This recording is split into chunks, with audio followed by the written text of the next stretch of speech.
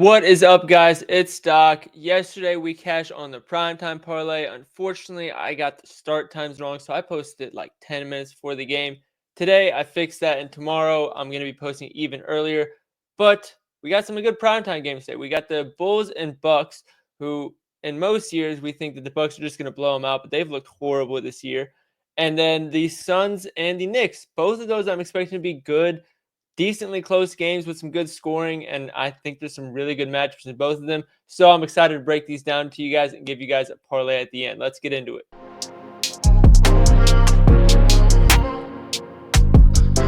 What is up, everybody? Like I said, we got some two good games, and we're going to kick things off with the Bulls and the Bucks.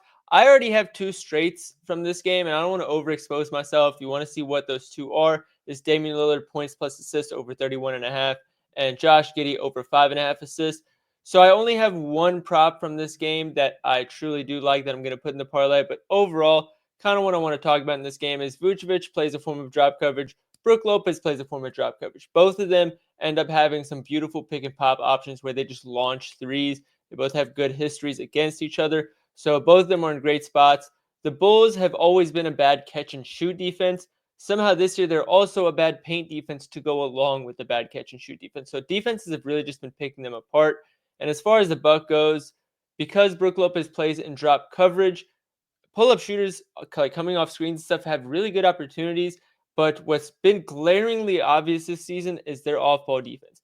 They just look lost. Everybody that's off the ball, if you make a cut, you're probably wide open, and there's no Bucks defender that even realizes you're cutting. So there's a lot to expose on both sides defensively.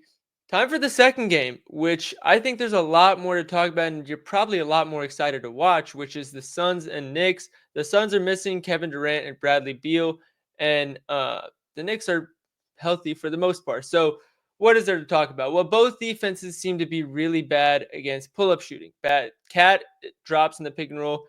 Nurkic drops, but then doesn't really commit to it. It's kind of weird. But both teams play in a drop, and both teams have really good catch and shoot defenses. So, I mean, what does that tell you? Devin Booker and Jalen Brunson, one of the two of the highest usage pull-up shooters in the NBA, two of the most consistent too. I mean, how can you not back them in two matchups like this?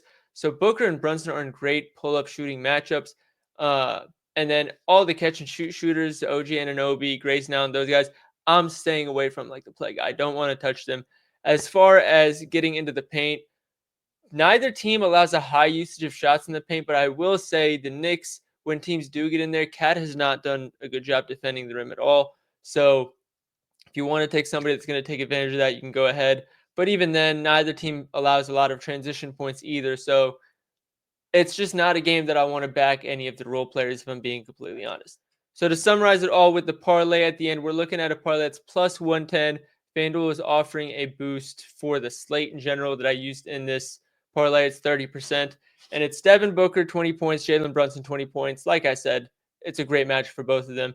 And Karl-Anthony Towns to get 8 rebounds. Every starting center has done this against the Suns except for one.